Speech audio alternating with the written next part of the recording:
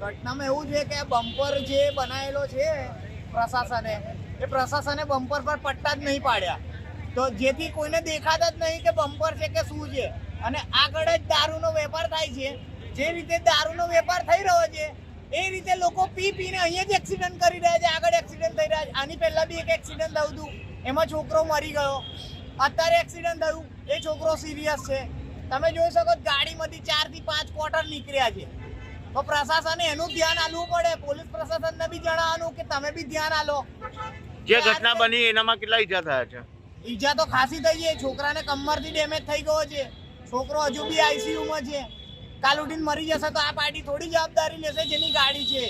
એની ગાડીની હાલત જો જે પ્રમાણે જે એને ગાડી ઠોકી છે, કેટલી સ્પીડે હશે તમે વિચારી શકો છો. જે ઘટનામાં જે ડ્રાઈવર હતો એ નશાની હાલતમાં હતો. ફૂલ ટાઈટ છે પાર્ટી તો, ફૂલ એકદમ ટાઈટ નશામાં હાલતમાં ગાડી ચલાવી રહી હતી અને પાર્ટીને ઊભું રહેવાના બી હોશ નતા. ગાડીમાંથી કમસે કમ અડધી પેટી જેટલો દારૂ મળેલ છે. આપનો પરિચય? Yes Parmar, Shrihari township. જે ઘટના બની ક્યાં બની હતી? ઘટના શ્રીહરી ટાઉનશીપના ગેટની સામેના બમ્પર પાસે બની. જે બમ્પર પ્રશાસને બનાવ્યું છે એમાં કલર મારવા બી નહીં આવતા, વ્હાઇટ કલરનો. એ લોકો ખાલી બસ એમના ઇલેક્શન મુદ્દાના લીધે આવે છે અને જતા રહે છે.